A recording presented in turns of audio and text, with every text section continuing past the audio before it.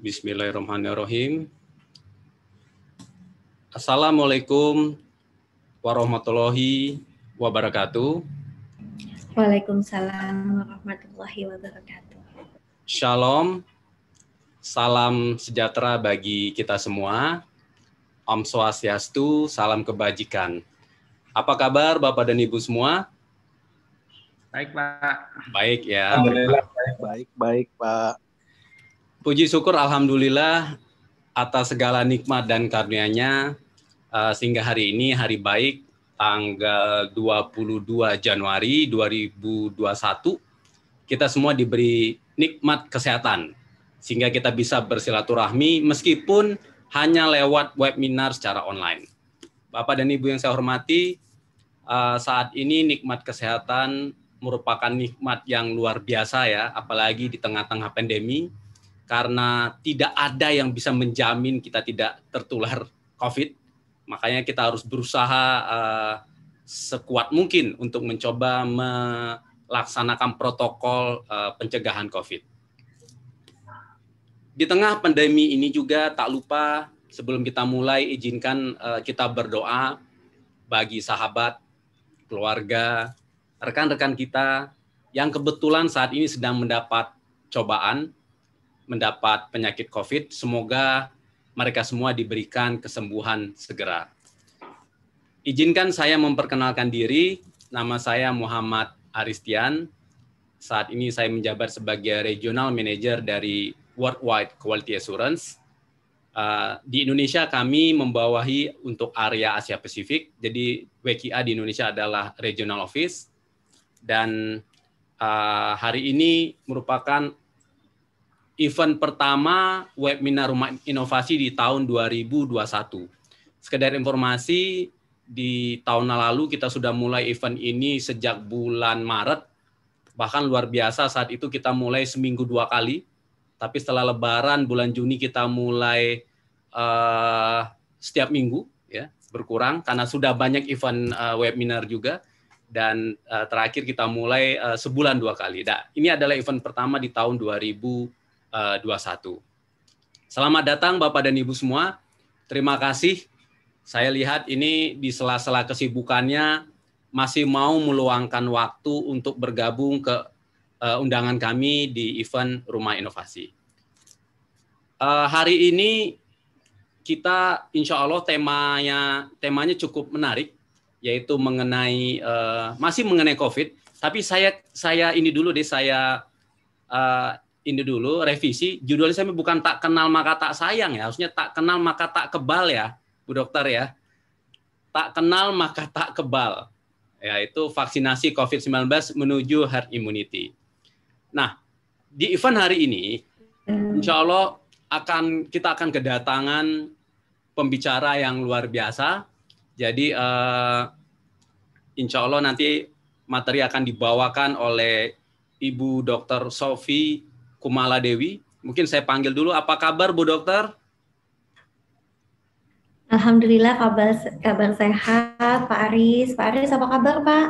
Alhamdulillah berkat doa Ibu dan teman-teman semua saat ini masih dalam kondisi sehat walafiat juga.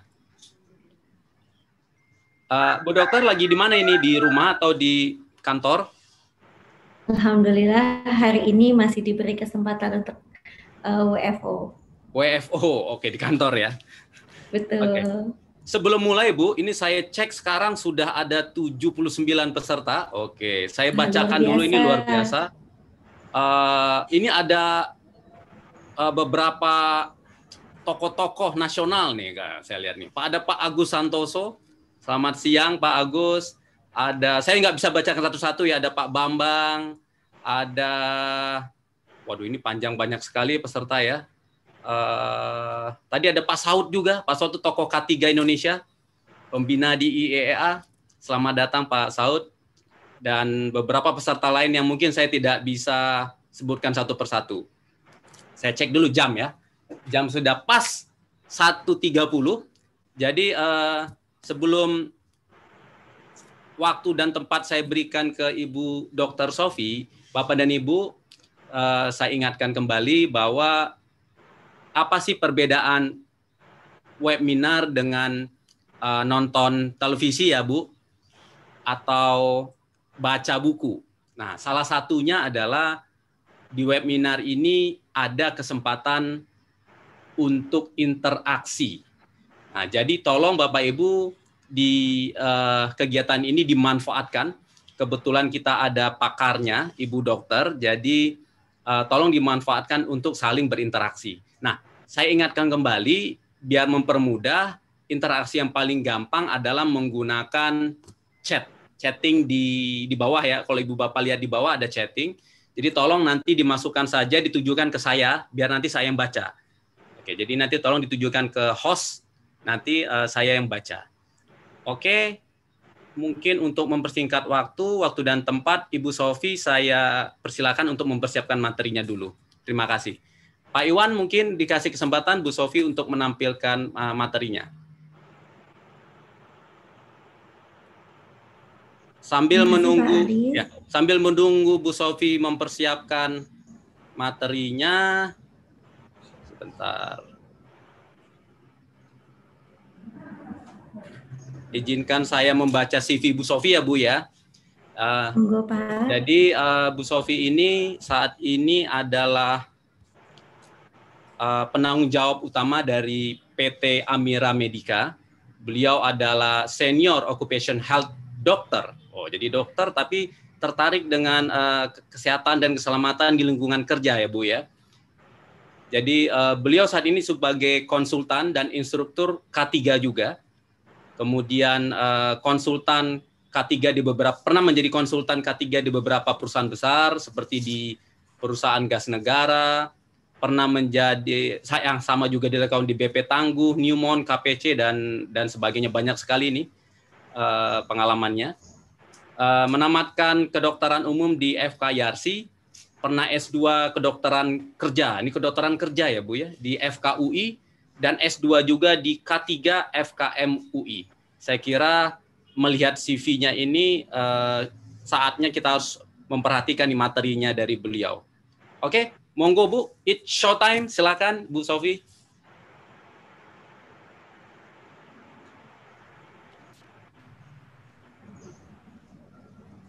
Oke, sambil menunggu Pak Iwan, kalau bisa chatnya tolong diatur biar nanti ke saya semua Pak Iwan. Terima kasih. Monggo Bu Sofi dipersilakan. Baik, terima kasih banyak Pak Aris.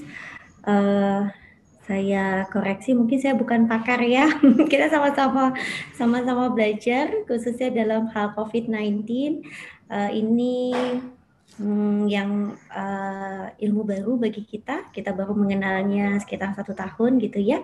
Saya sampai saat ini juga masih terus belajar. Kita sharing aja ya dalam hal ini. Baik, terima kasih banyak Pak Ari. Saya mengucapkan terima kasih juga sudah diberikan kesempatan untuk sharing di forum webinar kali ini. Terima kasih untuk WikiE, terima kasih untuk Rumah Inovasi. Saya bisa langsung saja, tadi CV saya sudah disampaikan oleh Pak Aris. Saya Sofi Kumaladewi. Sebelumnya saya sambut dulu. Assalamualaikum warahmatullahi wabarakatuh. Selamat siang Bapak dan Ibu semua. Salam sejahtera untuk kita semua. Hari ini kita ada agenda diskusi terkait dengan outline penyebab dan fakta COVID-19. Dilanjutkan dengan tanda dan gejala COVID-19, penularannya, pencegahan, program vaksinasi nasional yang saat ini sedang cukup marak gitu ya. Banyak hal yang ditanyakan, banyak hal yang belum dimengerti oleh kita, apa itu program vaksinasi nasional untuk COVID-19.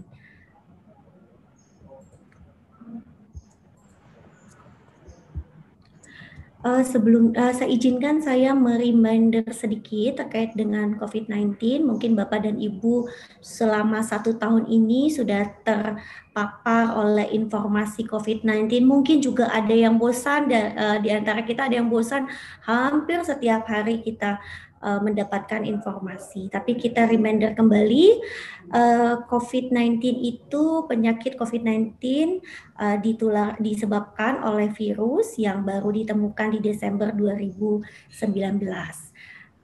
Penyebabnya coronavirus, dan kita memberikan namanya menjadi coronavirus disease 19. Saya ingin menampilkan data ini saya unduh tadi pagi. Datanya saya ambil dari Kementerian Kesehatan. Oke. Per hari ini bahwa yang sudah terkonfirmasi sakit COVID-19 itu ada 951.000 sekian. Dan untuk penambahan kasus ada 11.703 kasus. Ini data kasus hari kemarin, begitu ya.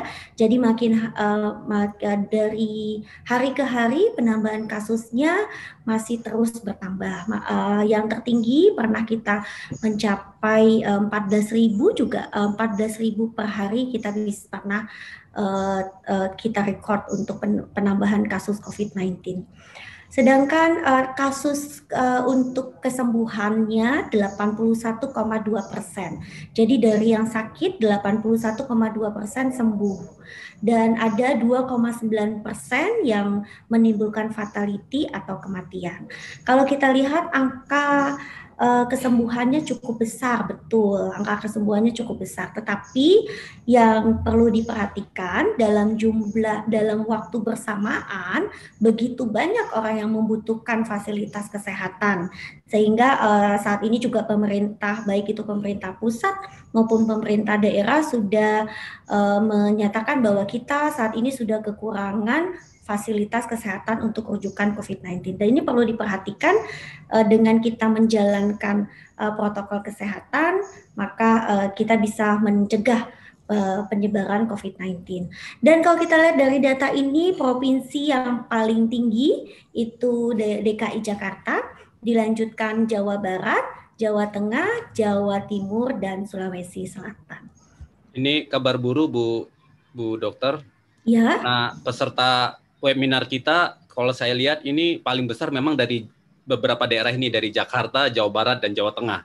Jadi ini pas ternyata peserta webinar kita ini termasuk tinggal di daerah yang paling banyak penyebarannya ya. Ya, betul. Jadi masuk kategori zona merah begitu ya Pak Aris ya, betul. Jadi bila Bapak dan Ibu berada di provinsi yang tertinggi itu menjadi lebih alert ya Pak Aris ya. Ya. Jadi harus lebih waspada ya. Betul, harus lebih waspada, protokol kesehatan harus tetap dijalankan. Dan per hari ini kalau kita lihat grafiknya terus menaik Pak Aris. Kalau di beberapa negara sudah confirm second wave gitu ya, puncak kedua. Kalau kita lihat seperti ini kalau saya pribadi menyatakan kita belum sampai ke puncak yang pertama gitu ya, puncak pertama saja belum sampai, apalagi untuk puncak kedua. Kalau kita lihat turun naik, kita nggak tahu puncaknya sampai di bulan berapa, sampai di tahun berapa. Mudah-mudahan di awal tahun ini bisa terselesaikan setelah program vaksinasi nasional berjalan begitu ya Pak Aris. Terus di data berikutnya ternyata laki-laki itu jumlah kasusnya lebih besar dibandingkan perempuan, tapi tidak terlalu tinggi ya. Untuk yang untuk yang positif laki-laki itu yang warna kuning ya. Kuning yang positif untuk yang positif ternyata perempuan 50,4%.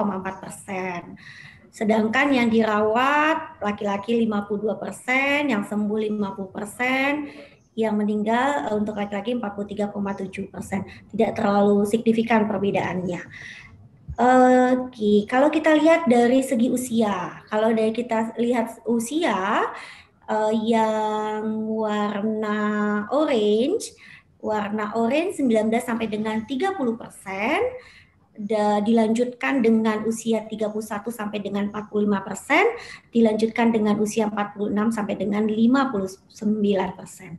Dari data ini berbicara bahwa penderita COVID-19 itu paling banyak di range 19 sampai dengan 59% untuk kasus yang terkena COVID-19. Tetapi kalau kita lihat kasus yang meninggal, yang ini ya, grafik ini yang kasus yang meninggal, ternyata yang paling banyak justru di usia lebih dari 60 tahun. Jadi usia mempengaruhi tingkat fatality untuk kasus COVID-19. Bu Sofi, kalau lihat dari grafik sebelum, Bu, berarti kemungkinan yang positif memang banyak di lingkungan yang aktif ya, Bu ya, yang kerja ya gitu ya, Bu ya. Betul, ini di usia produktif ya, Pak. Produktif ya, oke. Iya, kalau kita lihat yang menderita COVID-19 di usia produktif, artinya ini menjadi masalah dunia usaha ya Pak ya, karena kan kita tahu ya pekerja itu di range 18 sampai dengan 55 tahun gitu, makanya COVID-19 juga menjadi masalah di dunia industri juga. Oke. Ini grafik yang menyatakan bahwa beberapa ada penyakit penyerta yang bisa memperberat COVID-19, yaitu hipertensi, kencing manis atau diabetes mellitus, penyakit jantung, hamil, penyakit paru, kronis, gagal ginjal, gangguan pernafasan lainnya, kanker, dan gangguan imun, ada asma dan penyakit hati. Artinya apa? Kalau seandainya kita memiliki penyakit penyerta, biasa dikenal dengan komorbid, maka kita lebih beresiko untuk terpapar COVID-19. Bila kita sudah terpapar COVID-19, lebih beresiko keluhannya lebih berat dan juga bisa menimbulkan kematian. Ini yang harus kita jaga. Jadi kalau kita mencegah penularan, itu sebenarnya kita mencegah atau melindungi untuk usia senior dan melindungi para komorbid gitu ya yang ada di sekitar kita. Tanda dan gejala COVID-19. COVID-19 itu spektrumnya luas sekali, mulai dari yang tidak ada gejala, tidak ada keluhan sama sekali, terus gejala saluran pernafasan, ada yang memiliki gejala saluran pencernaan, dan yang paling menimbulkan dan yang paling parah yaitu bisa menimbulkan kematian. Jadi spektrumnya luas. Ada beberapa orang yang mengatakan bahwa COVID-19 itu seperti penyakit dengan 1000 wajah gitu ya. Dia bisa menyerupai penyakit lain. Dan ini data yang saya ambil dari Kementerian Kesehatan, dari data yang dikumpulkan oleh Kemenkes, keluhan yang paling banyak itu batuk, demam, pilek, lemas, sesak nafas, sakit tenggorokan, sakit kepala, kram otot, mual, sakit perut. Ya kalau kita lihat di sini ada demam, ada gangguan saluran pernafasan, gangguan saluran pencernaan, dan selain yang ditampilkan di data ini juga ada gejala COVID-19 lainnya, yaitu seperti kehilangan indera penciuman, kehilangan indera perasa, dan ada beberapa pasien juga yang mengalami keluhan di kulit gitu ya. Bagaimana penularan COVID-19? Penularan COVID-19 secara umum melalui 3 cara. Cara yang pertama yaitu droplet. Droplet itu percikan ludah ya. Jadi ketika kita bicara, kita batuk, kita bersin, ada percikan ludah yang keluar dari mulut kita. Kadang-kadang terlihat, kadang-kadang tidak terlihat begitu. Nah, biasa kita sebut dengan droplet. Jadi penularan COVID-19 melalui droplet. Selain melalui droplet juga melalui kontak langsung dari misalnya saya bersin terus saya menutup mulut saya dengan tangan saya. Setelah itu saya bersalaman dengan orang lain. Nah, itu ada potensi untuk menularkan COVID-19. Atau saya batuk, bersin, tidak sengaja handphone saya terkena virus COVID-19. Setelah itu handphone saya dipegang oleh orang lain. Setelah itu yang bersangkutan kucek-kucek mata, pegang hidung, pegang mulut tanpa mencuci tangan terlebih dahulu, maka itu juga bisa menimbulkan menjadi pintu masuk penularan COVID-19. Nah, untuk mencegahnya yaitu memutuskan mata rantai penularan ini dengan cara mengurangi droplet, yaitu menggunakan masker yang sesuai gitu ya. Terus untuk kontak langsung, cuci tangan sesering mungkin dengan sabun dan air yang mengalir. Yang terbaik itu mencuci tangan pakai sabun dan air yang mengalir. Tapi bila tidak memungkinkan, baru hand sanitizer dipergunakan gitu ya. Jadi hand sanitizer jangan dijadikan andalan gitu. Hand sanitizer itu pilihan berikut ya kalau kita nggak bisa mencuci tangan pakai sabun dan air mengalir gitu ya. Terus untuk meminimalkan penularan melalui tidak langsung, kita harus mendesinfektan permukaan-permukaan yang ada di sekitar kita secara reguler gitu ya, sehingga penularan secara tidak langsung bisa dicegah. Bu Sofi, Bu Dokter, kalau dilihat dari slide sebelumnya, Bu. Siap. Oke, jadi tadi ada statement bagus bahwa kita harus punya kebiasaan mencuci tangan ya, Bu ya. Jadi ini kendala bagi kita semua. Kadang-kadang kita malas kalau ketemu sebuah tempat ada wastafel, kita anggap tangan kita bersih, kita malas cuci tangan ya. Nah, apalagi kita seringkali hanya ingin, saya bawa hand sanitizer kok. Tapi dari statement Bu Sofi tadi, sebaiknya kita memang membiasakan ya. Jadi kalau ketemu wastafel dimanapun berada, diusahakan cuci tangan ya Bu ya, mau bersih atau kotor ya. Betul sekali Pak Aris. Jadi ketika kita mau masuk public area seperti mall, restoran, kantor, itu harus cuci tangan pakai sabun yang mengalir. Tapi kalau misalnya di mobil nggak bisa mendapatkan air, ya udah pakai hand sanitizer boleh. Jadi harus cuci tangan harus sesering mungkin. Betul Pak Aris. Jadi diharapkan setelah kita sharing siang ini mindsetnya jadi berubah ya.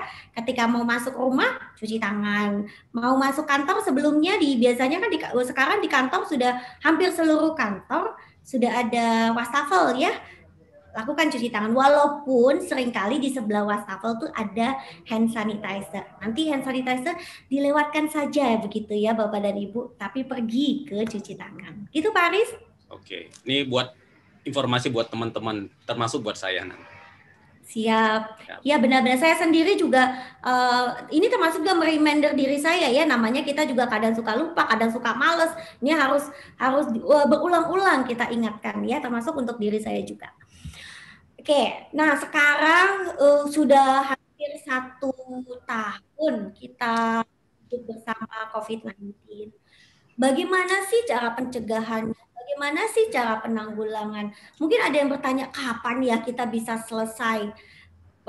Rasanya belum ada yang bisa memprediksi kapan ini bisa selesai gitu ya, karena kita bisa keluar kalau kita bersama-sama bisa melakukan protokol kesehatan dengan baik. Jadi walaupun program sebagus apapun dari pemerintah, tapi kalau masing-masing dari kita tidak menerapkan protokol kesehatan dengan baik, nggak akan pernah selesai nih.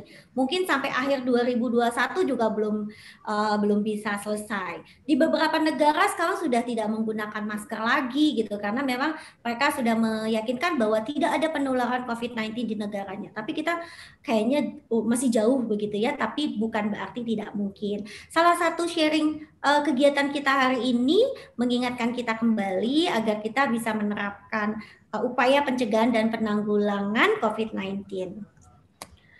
Oke, apa sih ini? Mungkin kita sudah bosan ya 3M. Tapi jangan pernah bosan ya Bapak dan Ibu ya. 3M, setelah 3M itu apa aja? Apalagi? Ada yang namanya 3T. Setelah itu apalagi? Ada lagi vaksinasi. Di bulan ini ya 13 Januari pemerintah sudah mencanangkan program vaksinasi nasional. Dulu 3M saja dan 3T, sekarang sudah ditambah dengan vaksinasi. Nanti kita akan bicara lebih detail lagi vaksinasi nasional COVID-19 itu apa sih gitu ya. Ini saya senang banget dengan slogan ini yang dikeluarkan oleh Kemenkes.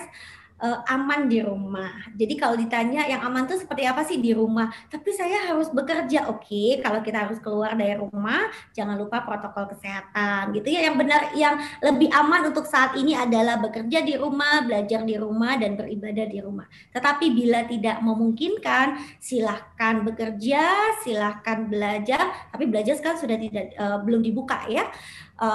Untuk ibadah juga sudah dibuka dengan protokol kesehatan, tetapi tetap perhatikan protokol kesehatan gitu ya. Nah, tadi pertama kan 3M. 3M yang pertama itu apa? Memakai masker.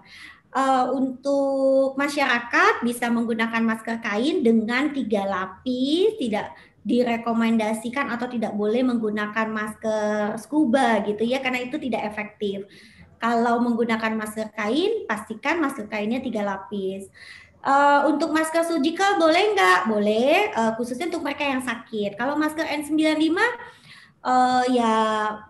itu untuk petugas kesehatan saja gitu ya. Kalau masker surgical kita sakit, silakan menggunakan masker surgical. Dan sekarang juga udah mulai terjangkau ya. Dulu awal-awal bisa sampai 400.000 satu kotak, sekarang rasanya harganya sudah masuk akal begitu. Oke, sekarang M yang kedua. Bu Dokter, boleh bertanya? Boleh, Pak Aris. Mungkin yang menggunakan masker. Jadi kendala saat ini adalah konsistensi kita menggunakan masker. Itu salah satu kendala saat ini. Terutama satu masalah disiplin, tapi juga kedua sesak nafas itu loh, Dok.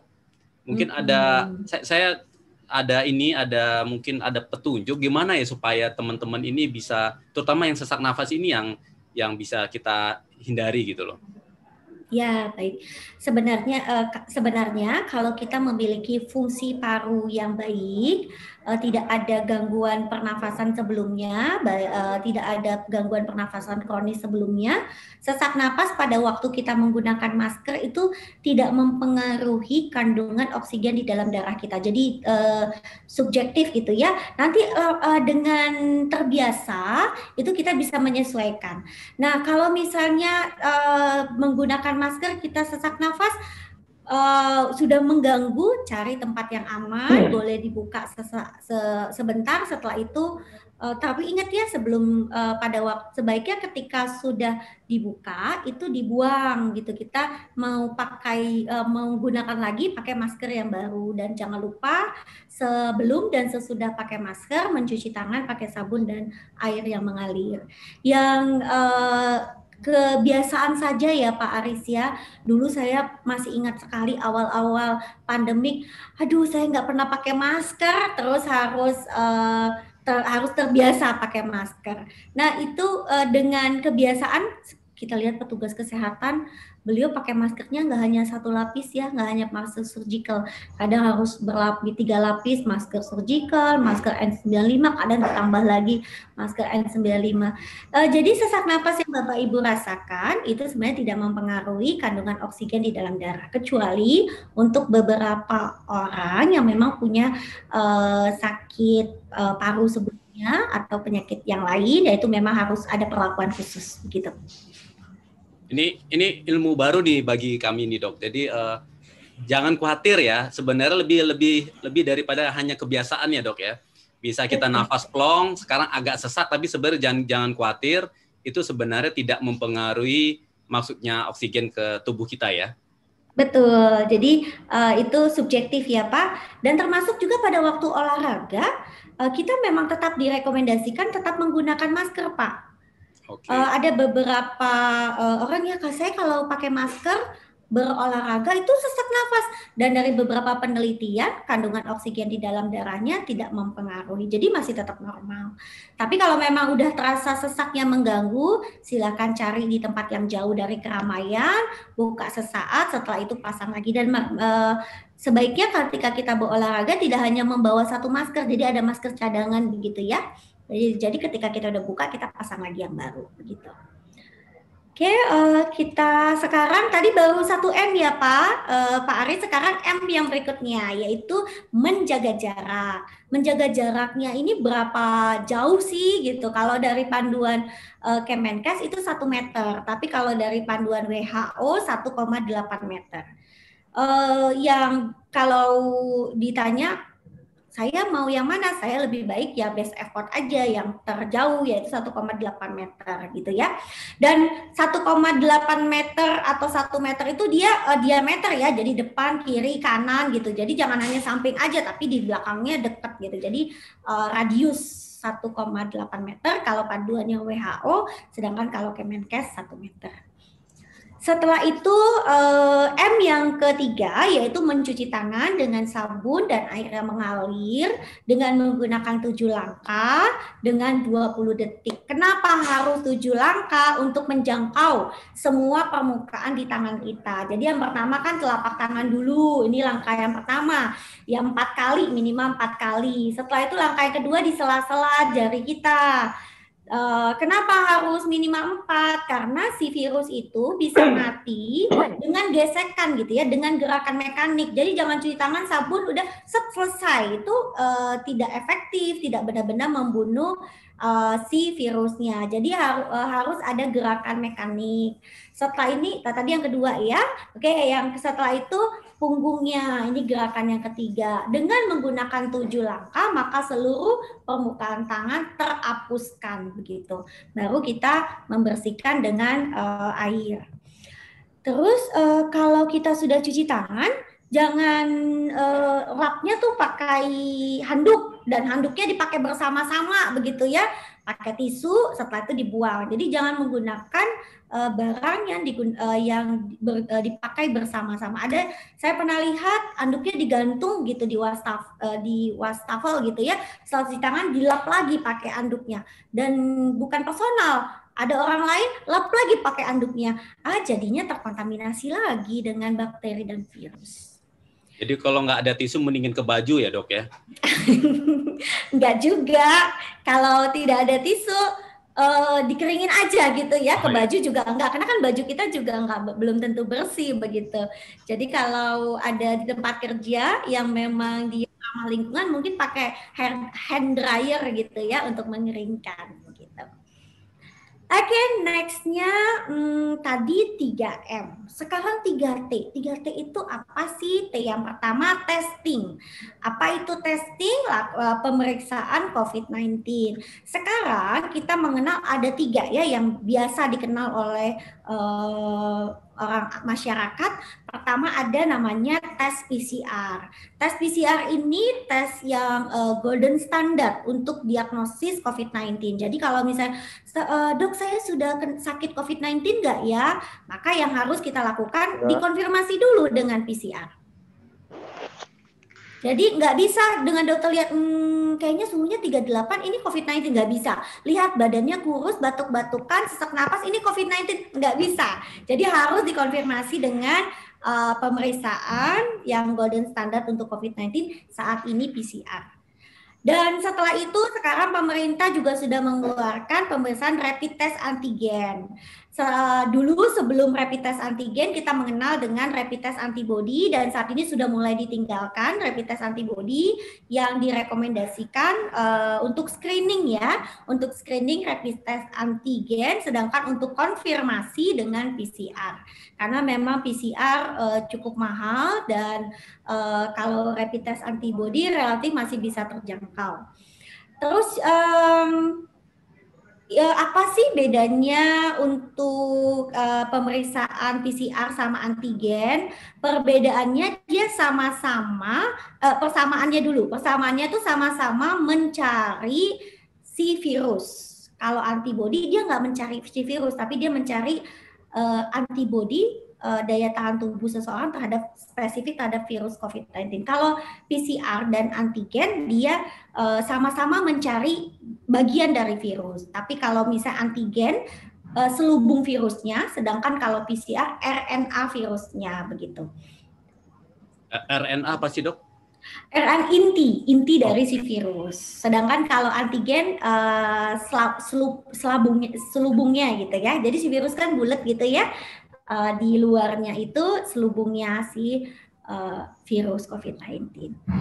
Nah, itu T yang pertama testing. Semakin banyak orang yang ditesting, maka kita semakin bisa tuh mengayak kayak kayak saringan ya, kita masih bisa semakin bisa nih menyaring, oh kamu positif walaupun tidak ada gejala, isolasi, oh kamu negatif, bisa beraktivitas dengan protokol kesehatan begitu ya. Dengan testing itu semakin banyak testing, maka kita semakin banyak bisa mengayak nih, menjaring yang OTG, sehingga si OTG itu tidak kemana-mana dan menyebarkan virus kepada orang lain begitu.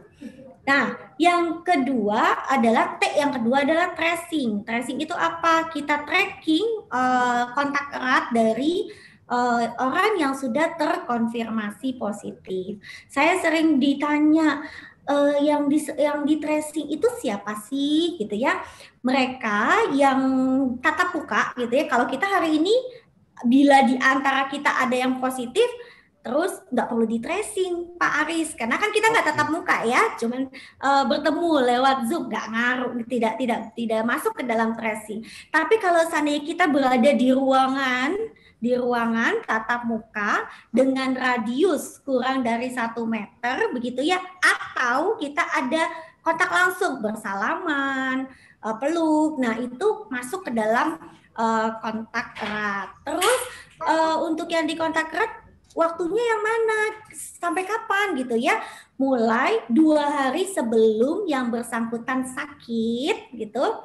Misalnya saya hari ini sakit, terus diperiksa PCR ternyata positif, maka orang yang bertemu saya sebelum saya sakit, kan sakitnya hari ini, berarti 2 hari yang lalu orang yang bertemu saya tatap muka langsung dan di dalam pertemuan kurang dari 1 meter gitu ya kalau panduannya Kemenkes. Tapi kalau panduannya WHO berarti 1,8 meter, di list tuh siapa saja nih, saya ketemu siapa aja begitu ya.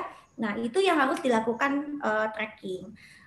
Beberapa tempat kerja sekarang untuk follow up tracking itu pemeriksaannya dengan rapid antigen. Kalau ada yang positif baru dikonfirmasi dengan PCR. Tapi kalau ternyata dananya cukup, bisa langsung aja PCR itu karena lebih baik gitu ya. Oke, Bu Dokter, ada pertanyaan ini Bu Dokter. Boleh, silakan Pak Aris. Jadi kontak erat itu radiusnya kalau dari slide ini itu 1 meter ya Bu Dokter. Jadi kalau terkadang kan kalau di lingkungan kerja itu ada dalam satu lantai itu jaraknya cukup jauh, misalnya 10 meter atau 5 meter lah. Nah tapi dia memang tidak pernah berdekatan atau secara langsung. Itu tidak dianggap kontak erat ya Dok ya? Iya, betul. Ada satu lagi yang saya belum sampaikan di slide ini, yaitu radius 1 meter dengan durasi lebih dari 15 menit. Jadi kalau misalnya di tempat kerja sudah memperhatikan physical distancing, mungkin dengan menggunakan standar Kemenkes.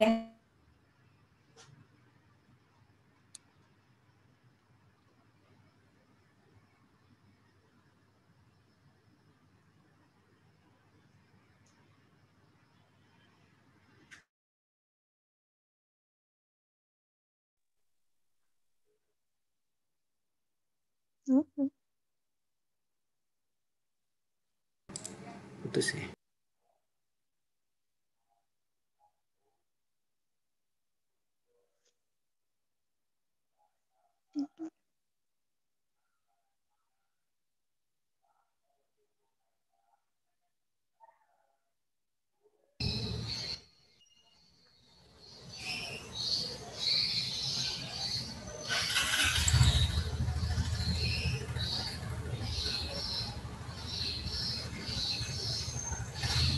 Mohon maaf, sepertinya ada problem di sinyal. Sebentar, saya panggilkan kembali. Bu Dokter.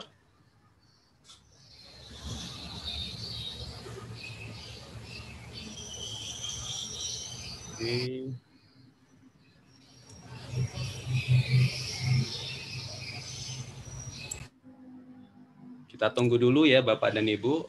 Kita tunggu dulu Bu Dokter untuk masuk kembali. Mohon kesabarannya.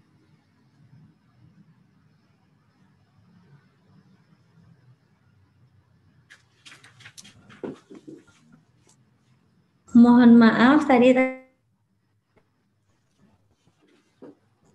Oke, kita lanjutkan ya Pak Aris. Siap.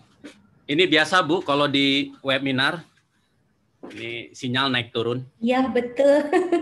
Mohon maaf sebelumnya ya Ibu Bapak. Oh ya, sebelum diteruskan, saya ingatkan kembali teman-teman yang mau bertanya langsung saja di chatting. Tolong chattingnya langsung ke saya saja, ke host, nanti jadi saya bisa bacakan. Terima kasih. Lanjut Bu, Dokter. Siap, terima kasih. Kedua, yaitu treatment. Untuk saat ini memang belum ada pengobatan yang spesifik untuk COVID-19. Bila kita pergi ke fasilitas kesehatan, pengobatan tersebut masih dari pengobatan simptomatik ya, keluhannya apa, maka diberikan treatment sesuai dengan keluhan. Ataupun memang ada beberapa obat yang diindikasikan untuk COVID-19, tetapi sejauh ini penelitiannya sampelnya belum cukup besar, jadi untuk pengobatan spesifik untuk COVID-19 belum ada. Oke, sekarang jadi lebih baik mencegah dibandingkan mengobati, begitu ya.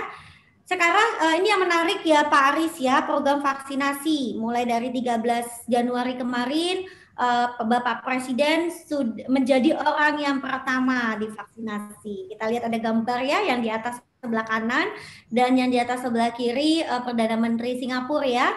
Setelah itu setelah Pak Presiden dilanjutkan oleh beberapa petinggi negara dan kepala daerah, dan di sebelah kiri bawah itu ada Ketua IDI, Ikatan Dokter Indonesia, juga sudah melakukan vaksinasi. Ini juga sebagai bukti nyata beliau bahwa kemarin ada beberapa polemik di masyarakat bahwa IDI belum menyetujui begitu ya, tapi dengan beliau sudah vaksinasi, itu suatu bukti nyata bahwa vaksin sudah dinyatakan oleh Badan POM sudah bisa untuk menjadi program nasional.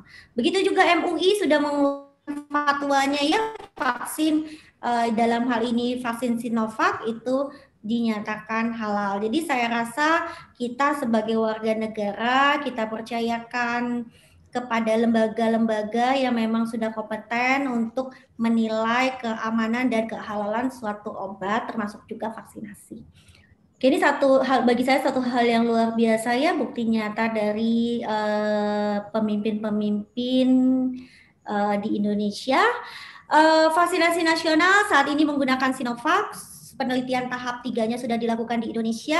Vaksinnya yang disuntikan itu vaksin yang inaktif gitu ya, vaksin yang sudah mati. Kriterianya berdasarkan rekomendasi dari Persatuan Dokter Penyakit Dalam Indonesia, dewasa sehat usia 18 sampai dengan 59 tahun.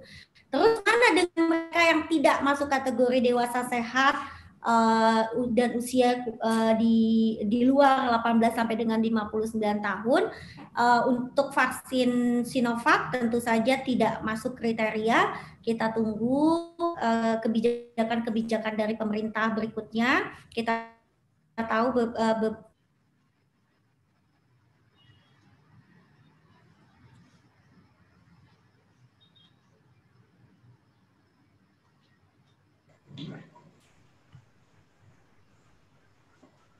ya, mohon maaf. Ini gara-gara COVID-nya ngambek nih Bu Dokter, jadi disabotase sama. Sepertinya begitu ya, katanya. Waduh, ini aku mau diperangin gitu. Oke, Bu Dokter. Ya, silakan. Ini sebelum lanjut, karena itu di awal itu ada statement dewasa sehat 18 sampai 59. Jadi kalau orang tua saya kebetulan sekarang 78 tahun, itu sebenarnya tidak direkomen ya untuk menggunakan vaksin yang Sinovac ini. Dewasa sehat? Ya, betul. Jadi untuk di 18 sampai dengan ada 9 program dari pemerintah berikutnya ya, dan kita tahu beberapa berita bahwa pemerintah juga tidak hanya bernegosiasi dengan Sinovac, tapi ada beberapa, mudah-mudahan dengan dengan koordinasi dengan beberapa negara bisa mengadakan vaksin untuk yang di bawah 18 tahun atau yang di atas 59 tahun. Mengapa? Karena Sinovac memang baru diteliti di dewasa sehat yang usianya 18 sampai dengan 59 tahun. Di luar itu penelitian untuk Sinovac belum mencukupi atau mungkin belum ada tapi belum mencukupi. Begitu ya. Itu begitu rigid gitu ketika mau memutuskan oke, ini vaksin itu banyak prosesnya begitu. Terus siapa yang tidak boleh? Mereka yang untuk yang sudah pernah terdiagnosis COVID atau sudah pernah sakit tidak direkomendasikan karena kita kan ada keterbatasan ya, vaksin juga jumlahnya belum banyak gitu, maka tidak perlu untuk saat ini belum diperlukan karena dia sudah punya antibodi secara alami. Vaksin itu kan tujuannya pembentukan antibodi buatan. Nah, mereka yang sudah sakit COVID-19, mereka sudah punya antibodi alami karena proses sakitnya itu. Jadi tidak perlu. Kalau disuntikkan ada bahayanya enggak? Tidak ada bahayanya, tetapi jadi sia-sia begitu. Setelah itu juga tidak boleh diberikan pada mereka yang sakit ringan. Dan pada waktu kita vaksin itu ada screeningnya Bapak dan Ibu. Nanti saya akan memutarkan video. Yang diperiksa itu suhu, nadi, pernafasan, tekanan darah. Jadi kalau misalnya ada yang tidak normal maka tidak dilanjutkan proses vaksinasinya. Setelah itu juga ibu hamil, ibu menyusui yang ada rencana hamil tidak masuk ke dalam peserta vaksinasi. Ada riwayat alergi vaksin sebelumnya, misalnya saya kemarin punya alergi tetanus, maka saya tidak boleh vaksin COVID-19 karena dikhawatirkan juga dapat alergi vaksin COVID-19. Atau mereka yang memiliki komorbid, punya kencing manis, punya jantung, untuk saat ini untuk jenis Sinovac belum diperbolehkan. Tapi kita nggak tahu apakah ke depannya nanti pemerintah akan menyediakan vaksin yang memang aman untuk yang memiliki komorbid ya. Bu Dokter, sebentar. Kebetulan ada beberapa pertanyaan, boleh saya bacakan ya, Bu? Boleh, silakan Pak Aris. Sebenarnya Ibu sudah mulai menjawab, tapi tidak apa-apa karena baru ditanyakan. Apakah ada pengaruh kalau vaksin dilakukan ke orang yang tanpa gejala? Jadi dia sebenarnya OTG, sebelumnya kan berarti dia sudah ada virus. Nah, ada pengaruh nggak, Bu, diberikan kepada mereka? Tapi kebetulan belum tahu bahwa mereka sebenarnya OTG.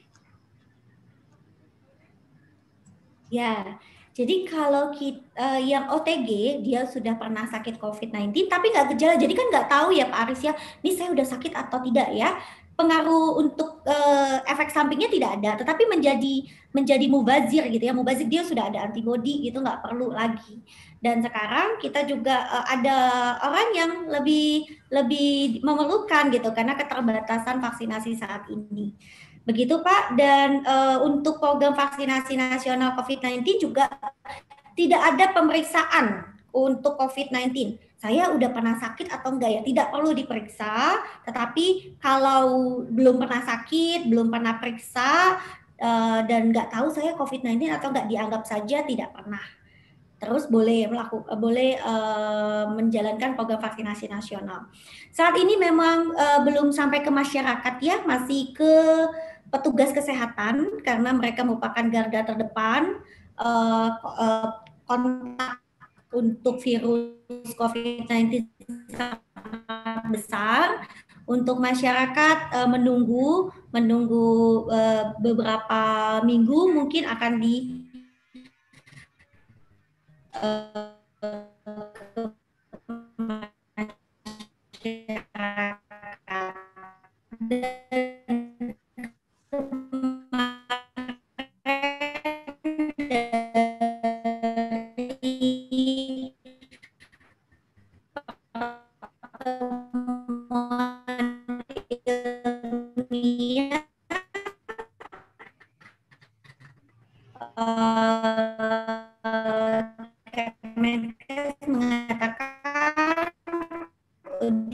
jadwalnya untuk pekerja seperti di transportasi itu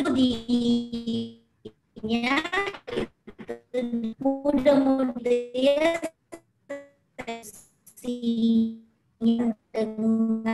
dengan bagian punya kendala grafis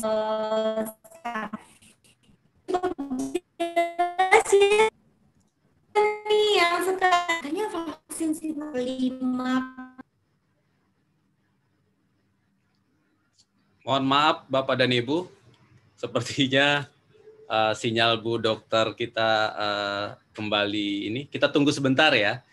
Sambil menunggu, berarti jawaban dari Bu Dokter tadi sudah menjawab beberapa pertanyaan yang hampir mirip. Saya terima banyak sekali pertanyaan, kenapa orang yang sudah terkena atau OTG diharapkan tidak menggunakan vaksin. Ternyata jawabannya bukan karena efek samping ya. Tadi banyak sekali pertanyaan tentang efek sampingnya, tapi lebih daripada ke efektivitas. Jadi diupayakan vaksin itu diberikan kepada orang yang belum memiliki daya imun ya sebelumnya gitu loh. Apakah Bu Dokter sudah masuk lagi? Oke, kita tunggu sebentar ya. Mohon maaf sekali lagi. Ini first major.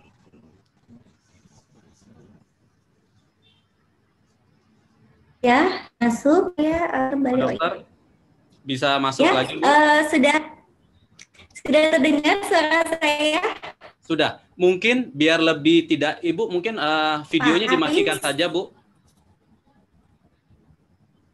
Ya. Kamera Ibu Dokter dimatikan saja. Jadi kita sudah terdengar suara saya, Pak Aris? Sudah, Bu. Nah, mungkin kamera Ibu Dokter dimatikan saja, tidak apa-apa biar tidak terlalu makan. Mungkin itu salah satu penyebabnya.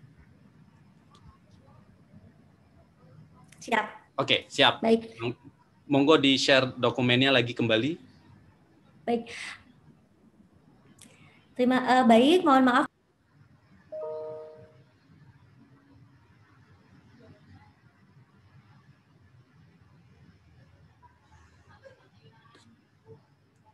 Oke, sepertinya sinyal di daerahnya Ibu Dokter masih bermasalah.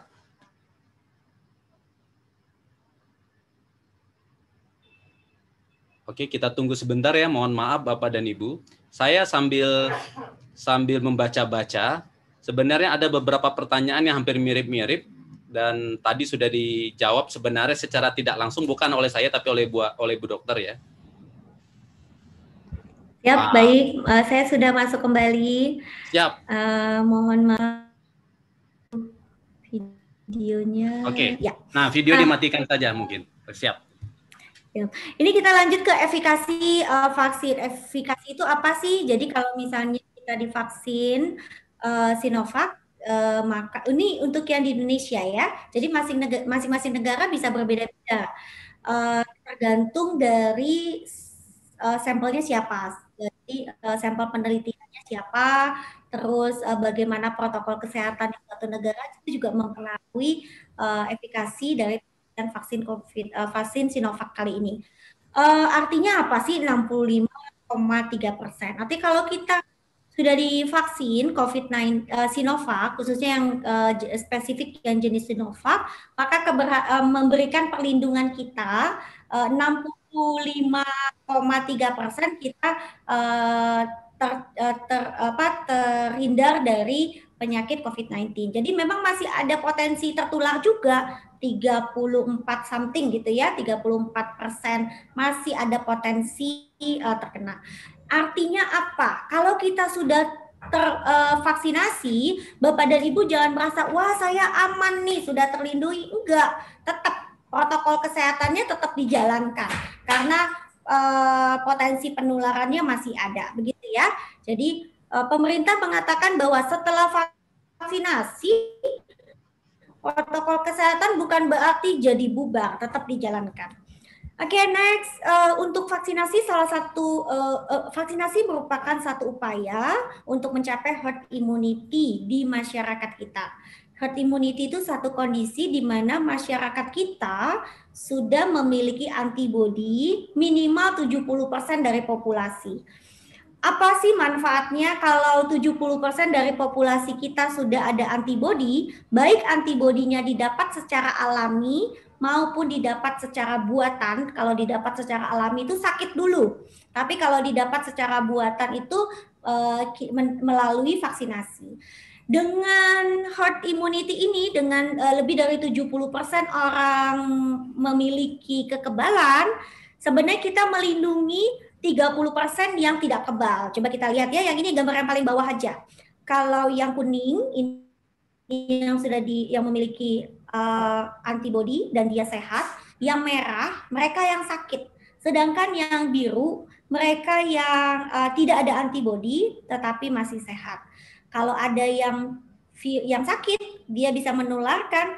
Dengan ada herd immunity yang 30% ini terlindungi ya. Jadi dia kayak diberi benteng gitu ya. Nah, dengan program vaksinasi kita bisa mencapai herd immunity bagi populasi masyarakat Indonesia. Tapi itu bisa, kalau banyak orang yang tidak melakukan vaksinasi, menolak vaksinasi nasional, maka saya rasa hal ini sulit untuk dicapai. Setelah itu, izinkan saya untuk menyampaikan video yang saya unduh dari Kemenkes, ini tentang vaksinasi COVID-19.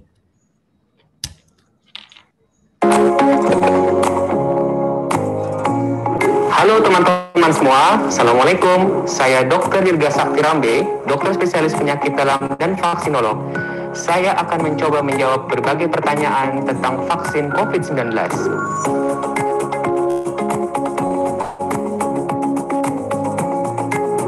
Vaksin membuat kita kebal terhadap suatu penyakit. Orang yang divaksinasi memiliki kekebalan tanpa harus sakit dahulu. Sedangkan orang yang tidak divaksinasi harus sakit dahulu baru kebal. Saat vaksin disuntikan kepada tubuh kita, maka tubuh akan mengenali terdapat komponen atau virus, lalu kemudian tubuh akan berespon dengan membentuk antibodi sebagai pasukan kekebalan. Sehingga di masa mendatang, saat seseorang terpapar oleh virus, maka ia sudah memiliki kekebalan.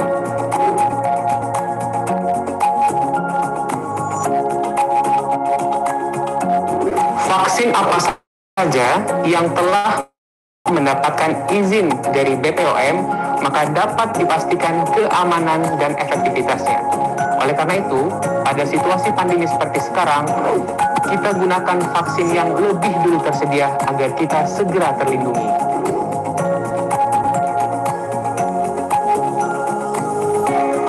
Setiap jenis vaksin memiliki keunggulan masing-masing. Selama suatu vaksin memiliki efikasi lebih dari 50% sesuai dengan standar WHO dan telah mendapatkan izin BPOM, maka dapat dipastikan keamanan dan efektivitasnya.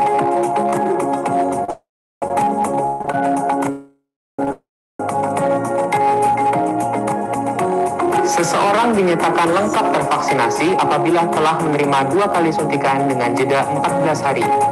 Pun setelah itu masih dibutuhkan waktu agar kekebalannya timbul.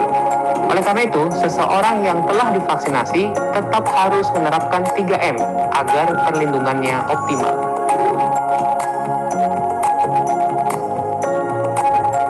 Rekomendasi di Indonesia saat ini menyatakan bahwa orang-orang yang pernah mengalami COVID-19 tidak termasuk target untuk divaksinasi karena dianggap telah memiliki kekebalan.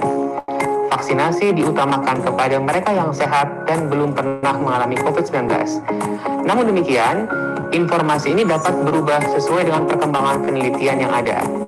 Sebaliknya, teman-teman yang akan divaksinasi tidak harus menjalani tes PCR atau tes serologi dahulu untuk menerima vaksinasi.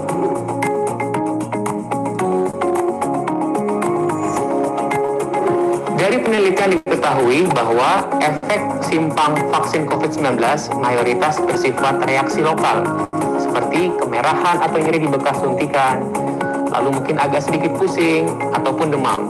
Ini semua adalah hal yang wajar dan tanda bahwa vaksinnya bekerja, dan ini akan hilang dalam beberapa hari. Namun teman-teman harus ingat bahwa manfaat vaksinasi jauh lebih besar daripada efek simpangnya.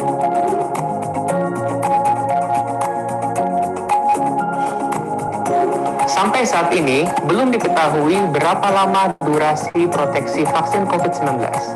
Penelitiannya masih berlangsung. Namun diharapkan, vaksin ini akan melindungi kita untuk beberapa saat ke depan. Oleh karena itu, ayo segera vaksinasi.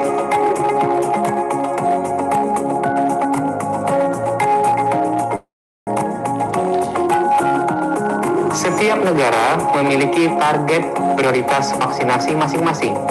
Di Indonesia, prioritasnya adalah usia 18 sampai 59 tahun sesuai dengan uji klinis di Indonesia. Namun tidak menutup kemungkinan di masa mendatang usia lanjut juga dapat menerima vaksinasi ini. Sedangkan untuk anak-anak, memang sampai saat ini vaksinnya belum tersedia dan perlu penelitian lebih lanjut.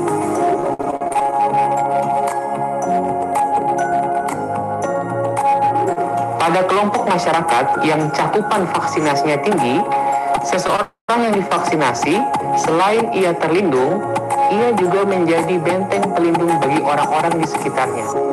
Oleh karena itu, vaksinasi bukan hanya urusan pribadi, tetapi juga tanggung jawab bersama. Beberapa pertanyaan telah saya jawab. Semoga bermanfaat. Saya mengajak teman-teman semua untuk tidak ragu vaksinasi. Vaksinasi, lindungi diri, lindungi negeri. Saya, Dirga Sakti Rambe, pamit undur diri.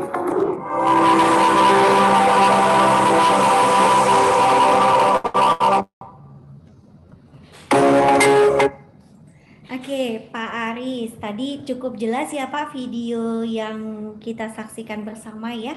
Ada pertanyaan Pak Aris terkait dengan pertanyaan yang spesifik untuk vaksinasi? Bu Dokter, ini banyak sekali pertanyaan. Boleh saya bacakan ya? Oke. Yang Bu Dokter? Ya. Oke. Ini ada pertanyaan. Izin bertanya, Pak. Ada informasi bahwa penyintasnya berarti yang sudah pernah ya, Bu ya, akan diberikan vaksin selain Sinovac, semisalnya Pfizer dan Moderna. Apakah statement ini benar atau hoax ya, Dok?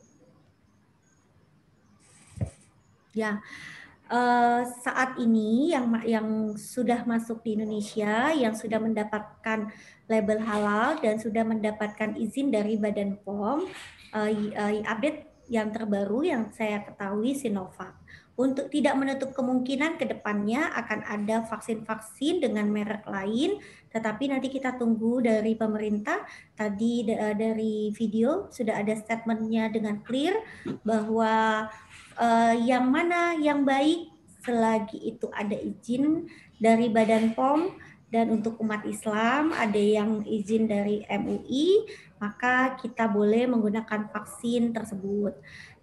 Saat ini untuk kedepannya mungkin ada juga merek-merek lain, tapi kita tunggu informasi dari pemerintah. Begitu ya Pak Aris ya? Oke, jadi jelas ya. Jadi per saat ini baru Sinovac, jadi kita tunggu kerja keras dari pemerintah yang luar biasa saat ini ya. Oke, ada lagi Dok ya, saya pertanyaan yang lain. Betul.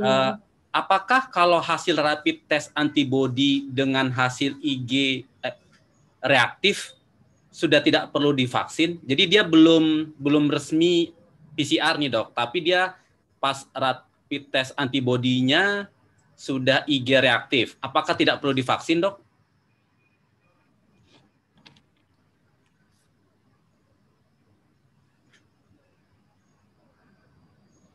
Bu Dokter, bisa dengar?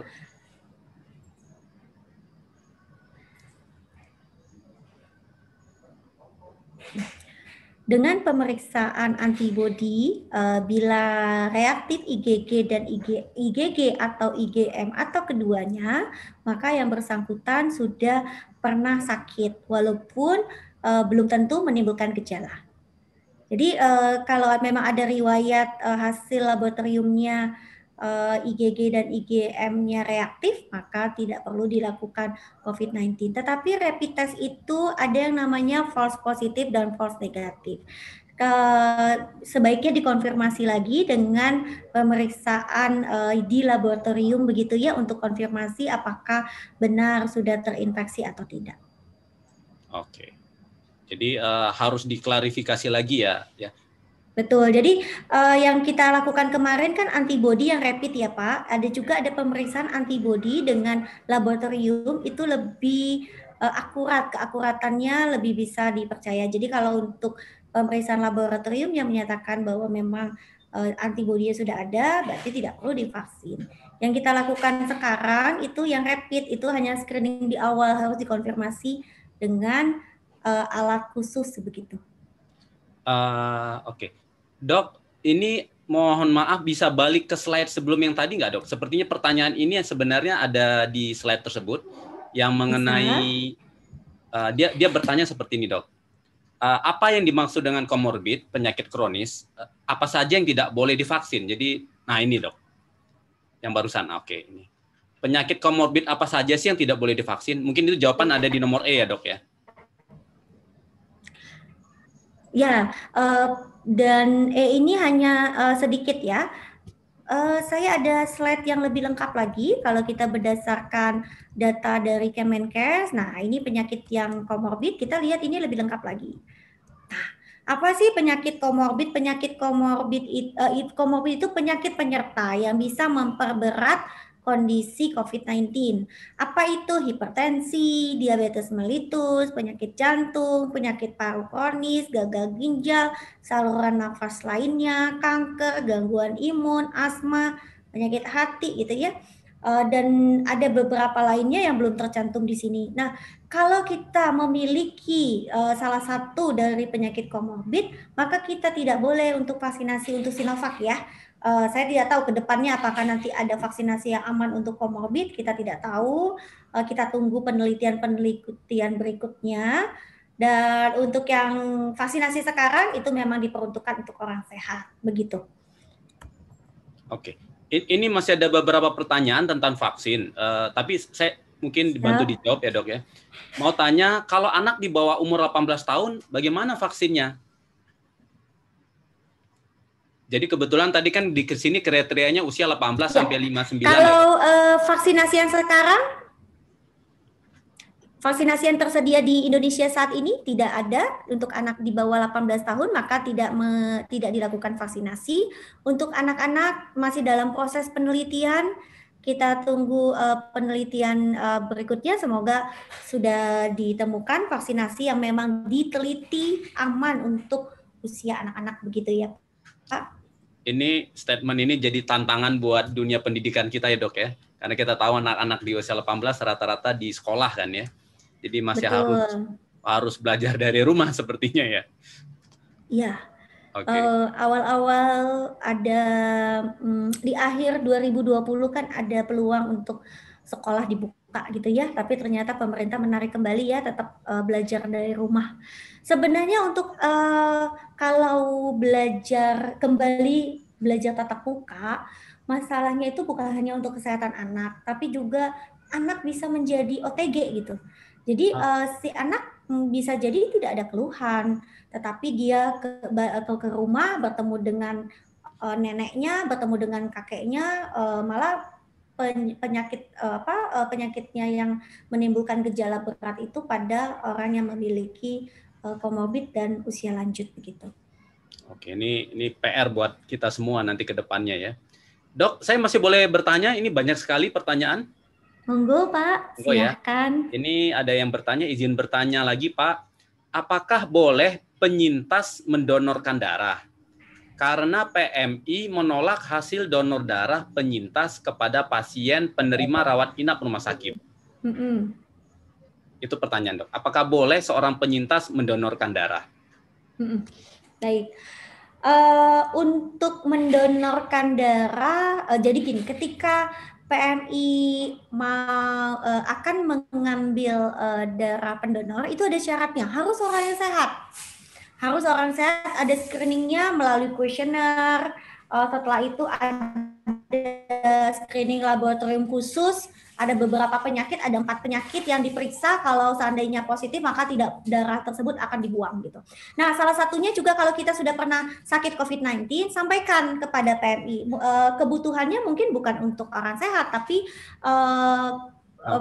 donor darah dari orang yang sudah sakit itu bisa menjadi obat untuk mereka yang sekarang sedang berjuang gitu ya melawan COVID-19.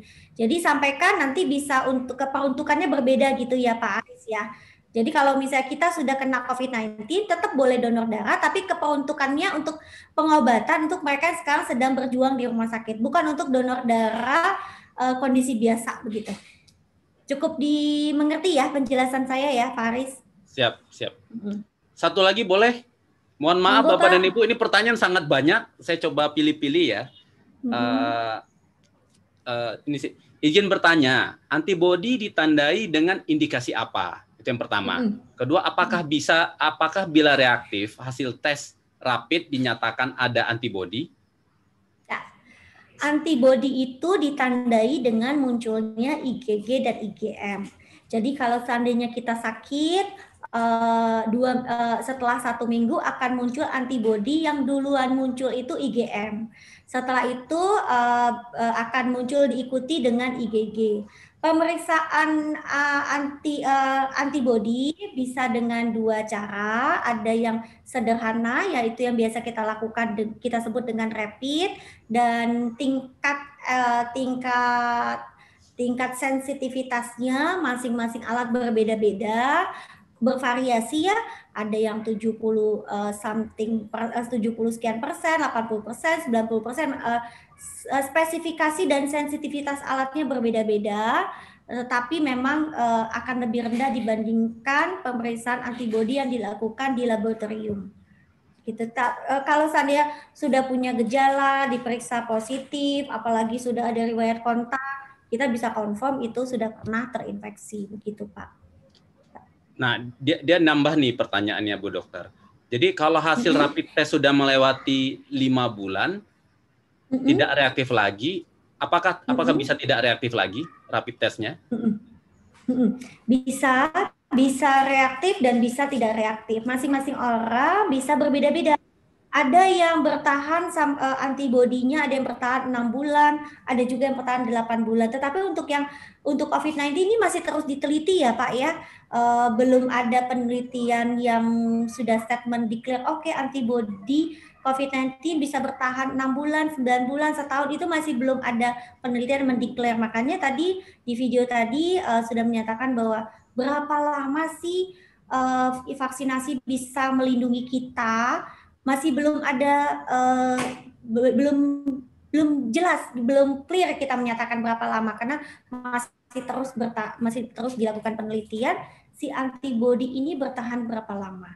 Kalau dia bertahannya 6 bulan ya berarti vaksinnya hanya melindungi kita 6 bulan. Kalau bertahan 1 tahun berarti vaksinnya akan melindungi kita 1 tahun. Belum tahu, masih terus berlangsung penelitiannya. Begitu juga dengan kalau kita sakit, berapa lama sih antibodi ini bertahan? Masih bervariasi masing-masing individu. Ada yang 6 bulan, ada yang 9 bulan gitu ya. Jadi bisa nggak setelah 5 bulan dia positif? Bisa. Reaktif? Bisa nggak setelah 6 bulan dia non reaktif? Bisa juga. Oke, Bu Dokter, ini pertanyaan kalau saya bacakan kebanyakan, jadi mungkin kita lanjut dulu. Nanti kalau ada waktu baru kita lanjutkan pertanyaan lagi. Monggo Bu Dokter. Baik, kita lanjutkan. Sekarang ada diskusi yang menarik lagi terkait dengan isolasi mandiri. Untuk isolasi mandiri, siapa saja sih yang wajib melakukan isolasi mandiri? Untuk mereka yang sudah terkonfirmasi positif dari PCR, tidak ada gejala, maka wajib isolasi mandiri 10 hari. Tetapi kalau ada gejala, maka isolasi mandirinya 3 hari tanpa gejala. Misalnya, saya sakit COVID-19, terus ada gejala 14 hari. Terus sampai kapan? Apakah ketika saya tidak ada gejala, saya boleh keluar? Kalau kita punya gejala, maka harus kita tambah lagi 3 hari bebas gejala. Jadi saya bisa keluar di hari ke 14 saya masih sakit, 15 saya sehat, 16 saya sehat, 17 saya sehat. Tanggal 18 hari ke-18 baru saya boleh keluar, selesai masa isolasi mandiri. Saya ingin menampilkan video yang dibuat oleh IDKI, Ikatan Dokter Kesehatan Kerja, Perhimpunan Ikatan Dokter Kesehatan Kerja Indonesia, terkait dengan apa yang kita lakukan selama isolasi mandiri.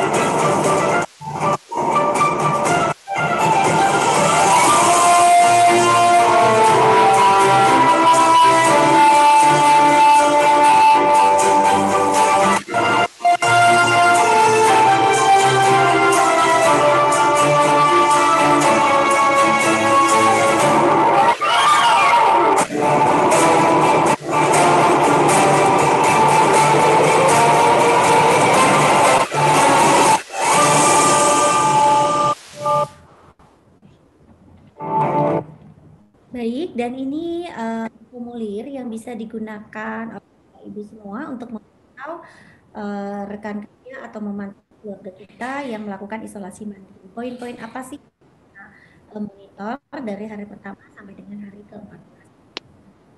Oke, kesimpulannya pandemi COVID-19 masih menjadi masalah dan beberapa belakangan ini kasus masih meningkat terus. Penanganan yang tepat dapat menekan penularan dan ingat 3M, 3T, dan ini referensi saya. Alhamdulillah begitu presentasi dari saya. Monggo kembalikan ke Pak Aris. Bu Dokter, sebelum kita akhiri presentasi, saya boleh karena saya masih ada waktu, saya izin membaca beberapa pertanyaan ya, Bu. Iya, Pak. Oke, ya. Sebentar, saya bacakan dulu sebentar. Ini masalah herd immunity, Bu. Ada pertanyaan seperti ini. Ibu dokter mengatakan minimum itu 70% populasi harus divaksin untuk mencapai herd immunity. Beberapa penelitian, misalnya dari Anthony Stephen Fauci, Direktur National Institute of Allergy and Infection Disease, itu kata dia 80-90%. De facto, kalau di Italia kata dia 40%, Perancis 54%, Amerika 63%. Jadi mungkin pertanyaannya gini, Bu, ada beberapa statement, beberapa negara herd immunity itu berbeda-beda. Kira-kira yang acceptable yang mana ya, Bu? Itu pertanyaannya. Baik Pak, kenapa kok bisa berbeda-beda? Itu sangat dipengaruhi oleh protokol kesehatan, terus juga banyak faktor begitu ya Pak. Nanti kita yang standarnya kita bisa gunakan regulasi yang ada atau rekomendasi yang atau panduan yang ada di Kemenkes minimal kalau di Indonesia. Sedangkan secara global kita bisa menggunakan panduan dari WHO standar untuk herd immunity. Nah, herd immunity itu tidak hanya didapat dari vaksin ya. Jadi kekebalan kita bisa didapat melalui dua cara. Dengan kekebalan alami dengan sakit terlebih dahulu dan dengan vaksinasi. Jadi kalau misalnya saya nggak mau vaksinasi, ada beberapa negara yang buat statement biarkan saja penduduk saya sakit, nanti akan terbentuk kekebalan komunitas secara alami gitu ya. Salah atau tidak ya itu disesuaikan dari kebijakan di satu negara. Tetapi konsekuensinya kalau kita membiarkan masyarakat mendapatkan kekebalan secara alami, maka resiko kematiannya besar gitu ya. Jadi harus mengorbankan beberapa jiwa warga negaranya sehingga terbentuk antibodi secara alami. Dan Indonesia salah satu negara yang tidak mengambil kebijakan itu gitu ya. Alhamdulillah Indonesia mengambil kebijakan herd immunity bisa kita dapat dengan vaksinasi. Begitu Pak. Jadi standarnya apa kalau di Indonesia kita bisa menggunakan panduan di Kemenkes atau duduk di dunia WHO. Masing-masing negara, masing-masing ilmuwan bisa berbeda-beda Pak, tergantung rujukannya yang mana gitu. Itu biasa di ilmu pengetahuan itu tidak ada yang pasti ya 1 + 1 2 asal rujukannya apa gitu. Dan saya rasa kalau di Indonesia ya kita ikuti saja dari regulasi pemerintah kita ya Bu ya. Ya betul, minimal regulasi dari pemerintah. Mau lebih silakan saja. Lebih baik. Oke. Ada lagi pertanyaan. Nah, ini menarik nih Bu. Kenapa sih yang penyakit komorbid tidak bisa divaksin? Nah ini pertanyaannya. Ya. Jadi vaksinasi untuk yang ada di Indonesia itu baru diteliti di populasi sehat, orang sehat dan usianya 18 sampai dengan 59 tahun. Jadi kita nggak boleh gambling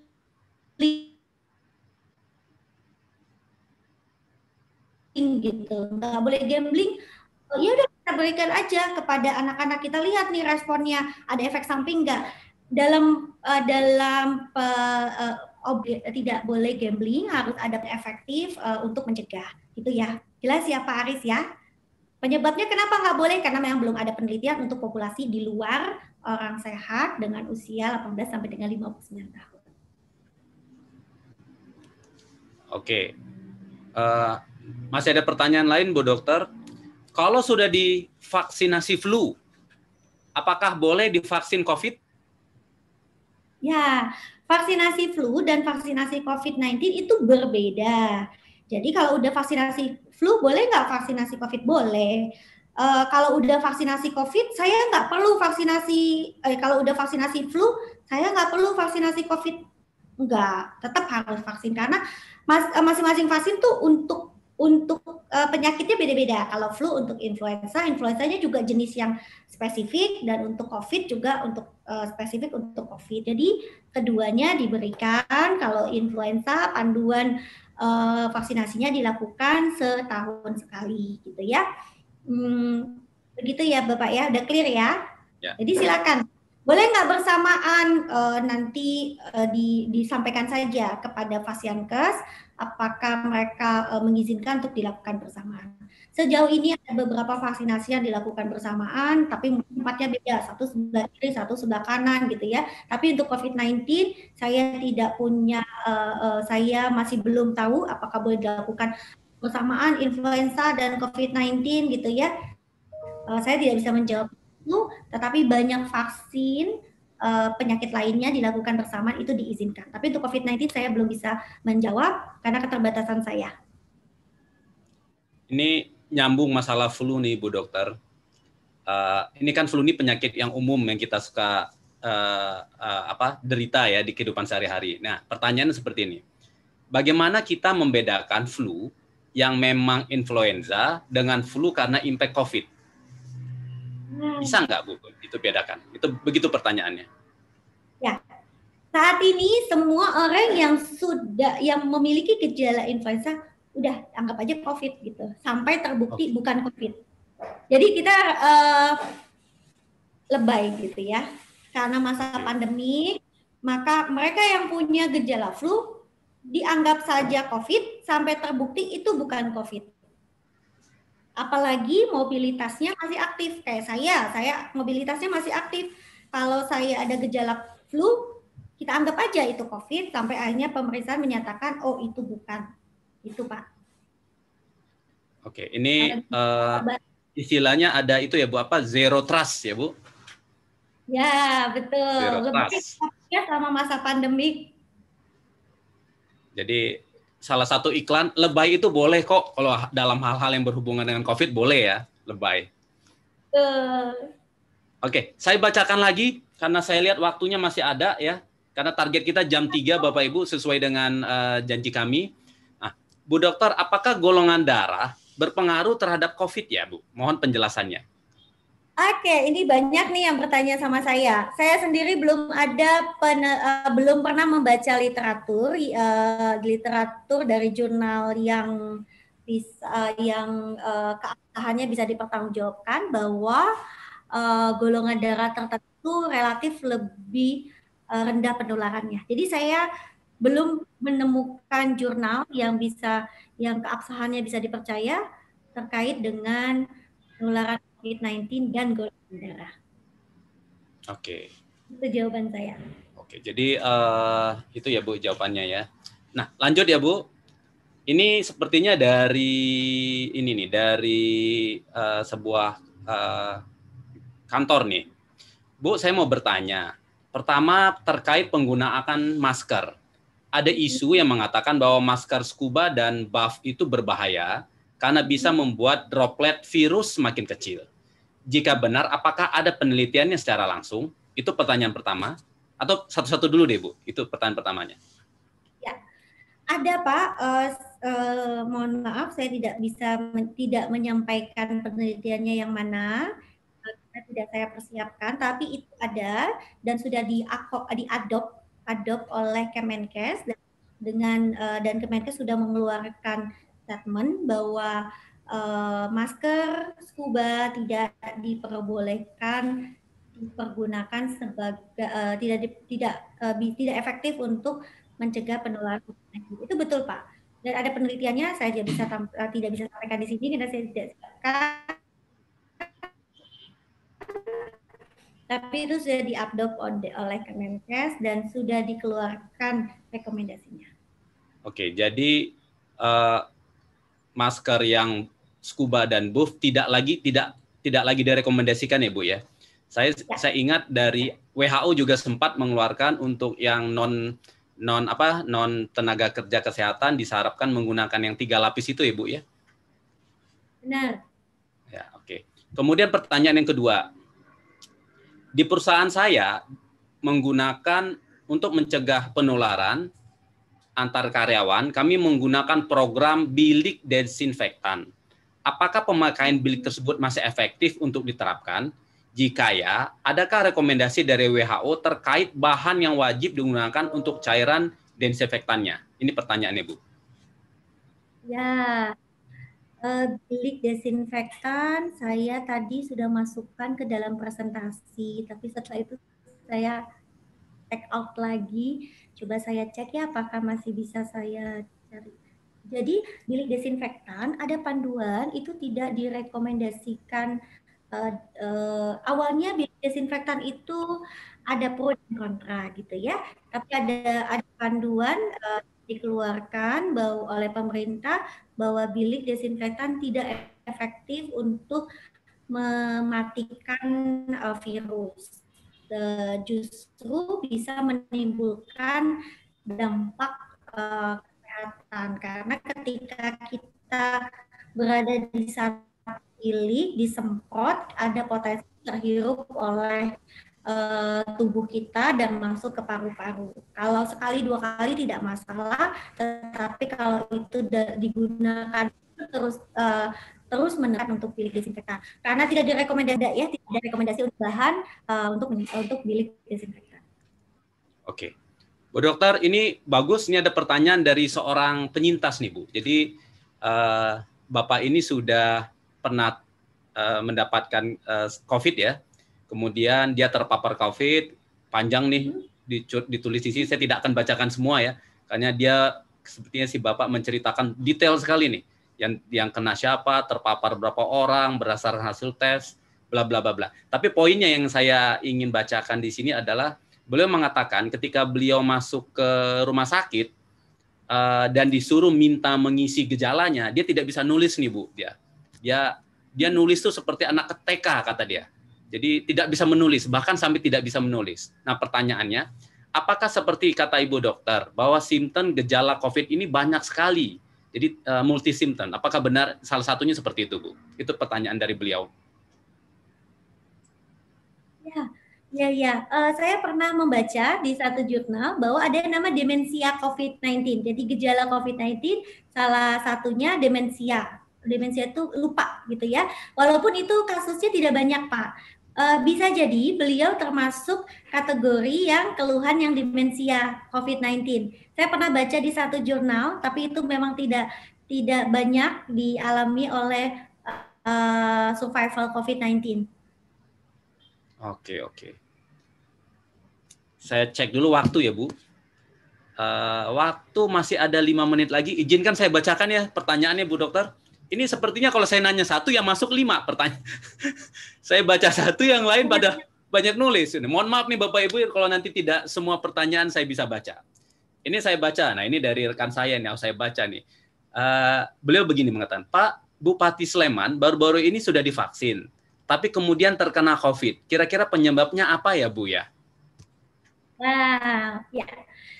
Tadi kan dari efikasi saja sudah sudah terlihat bahwa 65,3%. Jadi kita harus pahami ketika kita divaksin tidak 100% melindungi. Bukan hanya vaksin COVID-19, semua vaksin polio, vaksin campak. Kalau kita sudah vaksin bukan berarti kita bebas, tetap ada potensi penularan, tetapi bisa jadi kita kena tapi tidak parah gitu ya. Dari COVID-19 sendiri efikasinya juga nggak 100% gitu. Jadi ketika kita sudah COVID-19 tetap ada potensi penularan. Tapi untuk kasus beliau, saya mungkin tidak bisa jadi ada peluangnya begini, bisa jadi setelah vaksinasi, bisa jadi sebenarnya beliau sudah sakit karena kan kita tahu program vaksinasi nasional tidak ada screening. Kan tadi sudah di video sudah menjelaskan tidak ada screening. Bisa jadi beliau sudah sakit tapi OTG gitu ya, divaksinasi beberapa hari setelah vaksinasi baru ada keluhan diperiksa COVID-19. Bisa jadi juga kenanya setelah vaksinasi karena antibodi itu akan efektif setelah 2 kali penyuntikan. Sekarang kan masih 1 kali penyuntikan. Jadi kalau ada yang sudah divaksin, bukan berarti ya saya aman, enggak. Butuh waktu 2 kali penyuntikan, lalu antibodi kita cukup untuk melawan si COVID-19 itu. Gitu ya. Saya suka statement dari Bu Dokter. Jadi yang pertama, vaksin tidak menjamin. Efikasinya tadi hanya 64% ya Bu ya. Tapi jauh lebih baik daripada tidak sama sekali ya. Jadi mohon maaf buat Bapak Ibu, mungkin tahun depan, tahun 2022 kita masih tetap harus gunakan masker kok ya. Masker, cuci tangan tetap masih harus gitu. Jadi tolong itu jadi kebiasaan dan jangan ditinggal dari sekarang gitu. Oke, karena waktu, izinkan saya baca satu terakhir saja. Sebenarnya tadi Ibu sudah menjawab, tapi karena masih ditanyakan, izinkan saya membacanya. Orang OTG yang sudah isolasi mandiri selama 14 hari, ternyata ketika dites dia masih positif. Apakah harus istirahat lagi atau seperti apa ya, Bu? Ya. Ini OTG tanpa gejala. Pertanyaannya bagus nih. Pemeriksaan PCR itu untuk diagnosis, tapi untuk melihat perkembangan penyakit, menular atau tidak, itu tidak cukup dengan PCR. Harus melalui asesmen dari dokter atau dari tenaga profesional. Jadi setelah 14 hari saya periksa PCR ternyata positif, apa yang harus saya lakukan? Itu harus dilakukan asesmen dari tenaga profesional dalam hal. Jadi nanti dokter akan melakukan asesmen apakah yang bersangkutan boleh beraktivitas atau tidak. Karena tidak cukup dengan PCR, harus dikonfirmasi dengan gejala, harus dikonfirmasi dengan pemeriksaan fisik kalau seandainya bertemu, dan mungkin juga harus dikonfirmasi dengan pemeriksaan penunjang lainnya, seperti ronsen gitu ya, CT scan, MRI. Dari panduan Kemenkes revisi kelima ini kan merupakan standar minimal ya, standar minimal untuk pencegahan dan penanggulangan COVID-19 di Indonesia. Di panduan tersebut menyatakan kalau kita sudah isolasi mandiri, kita OTG, isolasi mandirinya cukup 10 hari, setelah itu silakan beraktivitas normal, tentu saja berdasarkan asesmen dari dokter. Tidak perlu PCR lagi. Tapi kalau kita ada keluhan harus bebas 3 hari gitu ya, 3 hari bebas keluhan, dilakukan asesmen oleh dokter. Boleh saja dokter tidak periksa PCR dari panduan tersebut, nanti dokter yang akan menilai apakah selesai isolasi mandirinya atau tidak. Itu cukup jelas Pak Aris? Oke, jadi meskipun OTG sudah istirahat 14 hari, tetap harus berkonsultasi dengan dokter ya Bu ya? Betul. Dan PCR tidak bisa digunakan untuk menilai saya masih menularkan atau tidak, saya sembuh atau tidak. Banyak aspek yang dinilai, dari gejala, dari pemeriksaan penunjang. Beberapa kasus PCR bisa tetap positif, ada yang 2 bulan, ada juga yang pernah sampai kasus 6 bulan dia tetap positif begitu. Jadi untuk pemeriksaan PCR memang masih ada potensi tetap positif walaupun yang bersangkutan sudah tidak menularkan. Nah, untuk asesmennya harus dilakukan oleh tenaga profesional. Jadi kita bisa lakukan sebagai masyarakat yang tidak punya kompetensi, nggak bisa lihat PCR-nya sudah negatif, saya boleh keluar, tetap harus ada asesmen oleh tenaga profesional. Oke, saya kira clear Bapak dan Ibu. Sekali lagi mohon maaf kalau saya lihat banyak sekali seperti yang saya katakan tadi, saya baca 1 yang masuknya 4 Bu. Tetapi jangan khawatir, kita akan Bu Dokter nggak keberatan nanti kita coba jawab. Kamu lihatnya tuh lewat ini lain ya Bu ya. Kalau biasanya kalau cabut masih sakit berarti udah itu pasti ada akarnya.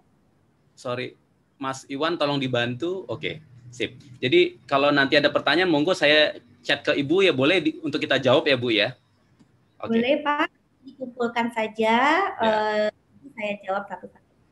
Oke, Bapak dan Ibu semua, ini luar biasa Ibu Dokter memberikan ini baru buat kita, wawasan baru, dan saya sangat senang sekali apalagi statement bahwa vaksin ini efikasinya hanya 64%. Jadi tetap harus jaga 3M itu kita tetap harus disiplin laksanakan. Tolong kita kasih applause buat Bu Dokter dengan berikan applause di ini bawah dong teman-teman. Sorry kok saya nggak bisa ya, bisa nggak sebentar ya? Karena saya lagi tampilkan ini saya nggak bisa muncul. Oke, tolong dikasih applause, pakai reaktif di bawah ya. Tolong teman-teman berikan kepada Ibu Dokter. Bu Dokter, sekali lagi terima kasih mewakili Rumah Inovasi dan WQA dan para peserta. Tentu banyak sekali informasi yang sangat bermanfaat yang sudah di-sharing di siang hari ini. Saya juga mengucapkan terima kasih kepada para peserta yang sampai hari ini masih tetap bertahan. Luar biasa, terima kasih. Saya lanjutkan dulu. Sebagai tanda terima kasih buat Bu Dokter, kami berikan sertifikat appreciate dari Rumah Inovasi. Sekali lagi Ibu dan Bapak, event ini adalah event sharing knowledge, jadi semuanya boleh bebas bergabung, dan ini juga appreciate buat Bu Dokter yang mau memberikan sharing pengetahuannya di event hari ini. Kemudian untuk yang mau mendapatkan materi, sebenarnya bisa baca di chat saja ya Bapak Ibu ya. Materinya bisa baca di chat. Untuk mendapatkan materi bisa bergabung ke Rumah Inovasi grup gitu ya. Sekali lagi jangan khawatir, Ibu Bapak jangan khawatir, kalau grup itu akan banyak TikTok, enggak. Kita hanya share materi di sana. Tidak ada diskusi-diskusi lain, share materi, plus mungkin nanti kalau ada beberapa pertanyaan yang belum terjawab, maka akan kita share jawabannya di link tersebut. Jadi sekali lagi, tolong detailnya bisa baca di chat ya. Tadi saya lihat Pak Iwan sudah chat di sana. Bapak dan Ibu, tidak ada gading yang tak retak. Kami mencoba untuk mendapatkan feedback, inputan dari Bapak dan Ibu mengenai evaluasi pelaksanaan acara hari ini. Mohon nanti dijawab lewat link ini, gitu ya. Sekali lagi, linknya sudah ada di chat. Tolong dijawab. Tapi mungkin nanti saja jawabnya. Tolong diklik saja dulu, nanti saja dijawab. Oke, dan sebelum kita tutup, kita lakukan foto bersama, ya, Bapak dan Ibu. Pak Iwan, tolong saya dibantu. Jika berkenan, Bapak dan Ibu semua, tolong dinyalakan kameranya. Buat teman-teman yang kebetulan di sampingnya ada orang, tetap gunakan masker ya. Tetap gunakan masker. Tapi kebetulan di ruangan sendiri, seperti saya sekarang di ruangan sendiri, boleh boleh dicopot maskernya. Tapi buat kebetulan di kanan kirinya masih ada rekan-rekan yang lain, tolong tetap menggunakan masker. Pak Iwan, tolong diambil gambarnya. Oke, berikan senyum terbaik. Ya, di awal tahun ini kita harus tetap semangat. Pak Bambang senyum saya lihat. Iya. Oke, 1, 2, 3. Waduh, ini ada 5. Mohon maaf Bapak Ibu, ada 5 halaman. Harusnya kalau bisa sekali shoot gitu ya. Oh ya. Oke, ini halaman kedua. 1, 2, 3. Oke. Halaman ketiga. 1, 2, 3. Halaman keempat. 1, 2, 3. Dan halaman terakhir 1, 2, 3. Kenapa kami harus ambil foto? Ini sekaligus catatan karena nama-nama peserta Bapak kan ada di sana ya. Oke, sekali lagi saya ucapkan terima kasih kepada Ibu Dokter yang sudah mau sharing pengetahuannya di siang hari ini, dan terima kasih buat semua partisipan atas partisipasi aktif. Luar biasa banyak sekali pertanyaannya. Mewakili WQA dan Rumah Inovasi, kami mengucapkan terima kasih, dan jangan lupa Bapak Ibu, event ini akan rutin dilaksanakan sebulan 2 kali. Insya Allah nanti akan ada tanggal 5 Februari. Kami akan infokan, tinggal buka saja di website rumahinovasi.net. Saya ulangi lagi, rumahinovasi.net. Nanti acara akan next event akan kita infokan detail di sana. Oke, saya tutup acara hari ini dengan mengucapkan alhamdulillah. Saya lihat sekarang sudah tepat, sudah lewat 6 menit ya. Jam 3:06. Alhamdulillah. Wassalamualaikum warahmatullahi wabarakatuh. Waalaikumsalam. Pak Aris. Terima kasih Terima Pak kasih, Bu Aris. Dokter. Terima kasih Pak Distian, terima kasih Ya. Bu Dokter. Terima kasih Pak Aris.